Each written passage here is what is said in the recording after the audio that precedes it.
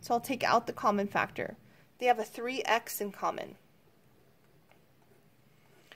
So I would need to multiply this by an x to get 3x squared. And I'd need to multiply this by 1 to get 3x back. Check it, that would be 3x squared plus 3x. And then I would set each factor equal to 0.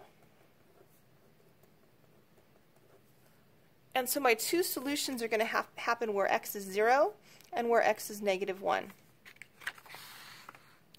So if they needed to find the ordered pair, we would go back and plug this into either one and see what we get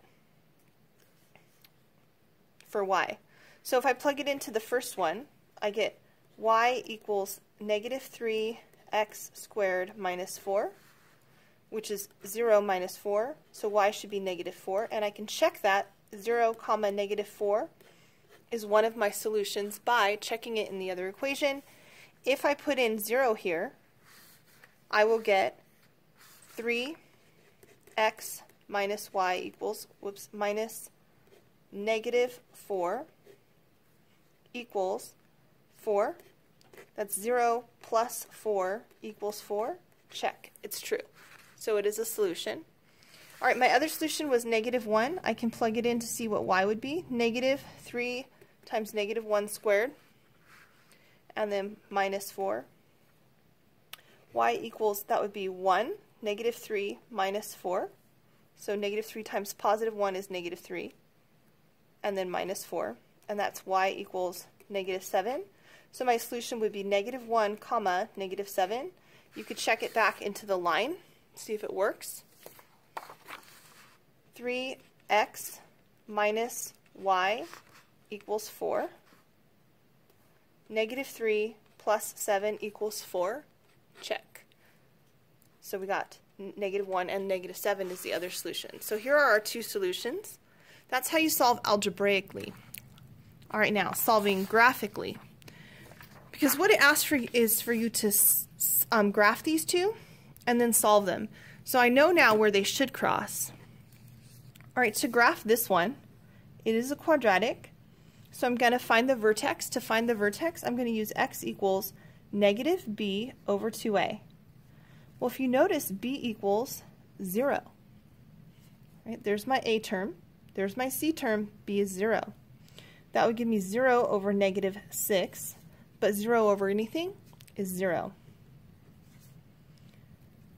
All right, so I would go back. That's my x coordinate. There's my axis of symmetry. It's at 0 on the x-axis. Plug it back in for y, or to find y. -3 times 0 squared minus 4. That goes away, so we get 0, -4 is the vertex. So h comma k is 0, -4.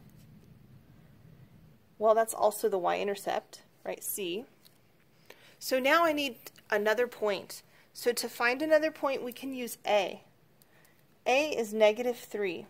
What that tells me is that if I'm at my vertex, for the very first point only, I can move down 3 over 1 to find the next point on the graph. So I'm going to move down 3 over 1. And then I know there'll be a point, the same spot on the other side since it's a parabola.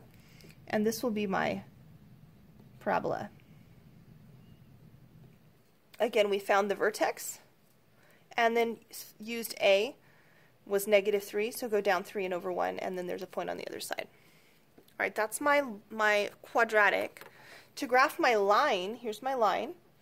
It's 3x minus y equals 4. We're going to get it in y equals mx plus b form. So I'm going to move the 3x over. Don't forget it's -y, so -y equals -3x, +4. Get rid of that negative by multiplying or dividing the whole thing by -1, so every sign changes.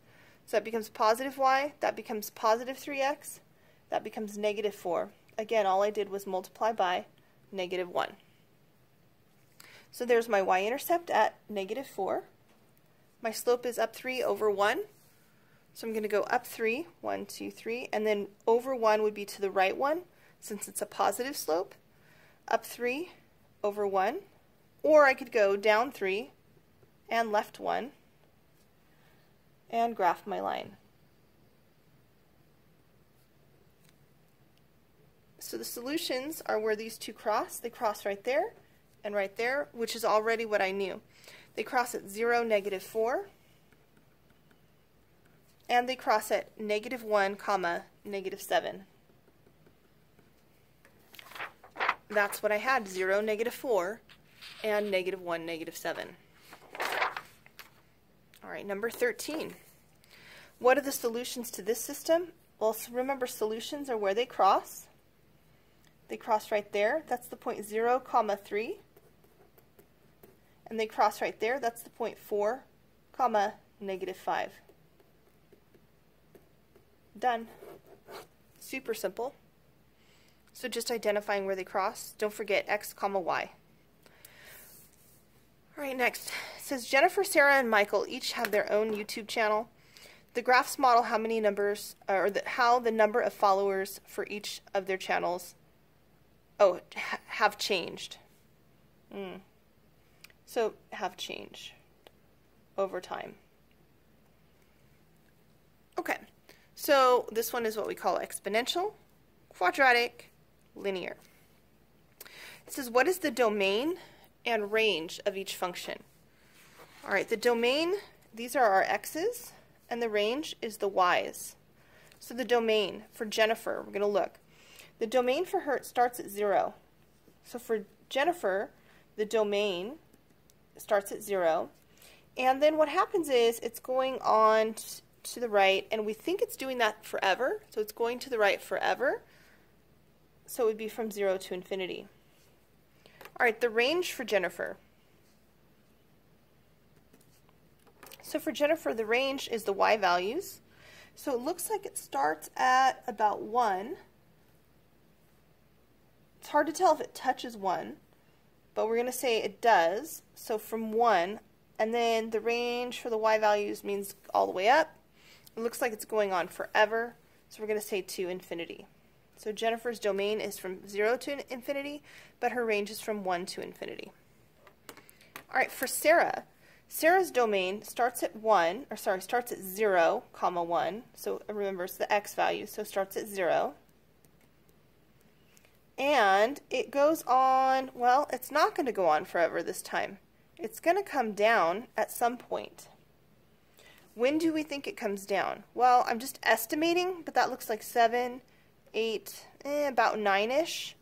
So we're going to say about 9, but we're not sure.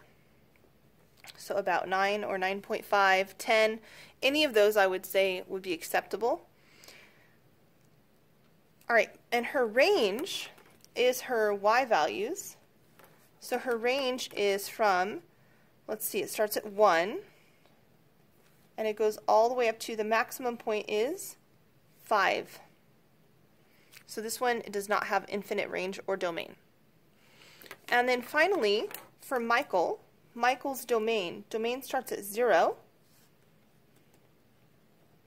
And it goes on, looks like it's going to the right forever, so we're going to say infinity. His range starts at 1, and his range goes on, it looks like it's going up forever, so 1 to infinity. So what I notice is that for Jennifer and Michael, their domains and ranges are equal, but Sarah's is not. All right.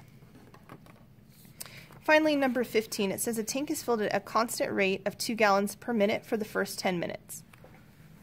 So what that means is that it starts off at 0, because it doesn't say there's an initial amount in the tank.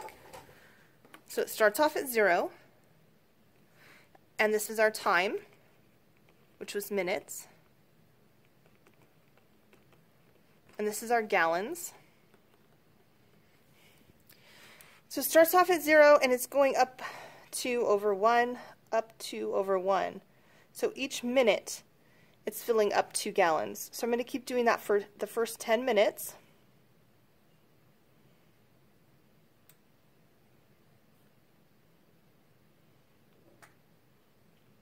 And I notice it does stop at 10 minutes. So it's continuously filling at a constant rate of 2 gallons per minute. Then it says The water was shut off, so the level of the water remained constant for the next 5 minutes. So for the next 5 minutes, nothing happens. It just stays at 20 gallons. And then it says the tank was drained at a constant rate of 1 gallon per minute. So it's coming down at 1 gallon per minute. So 1 gallon, 1 gallon, 1 gallon, 1 gallon, 1 gallon. We could see it's going to take 20 minutes for that to happen. So that will keep going for 20 minutes. And then it'll stop. And there's our piecewise function.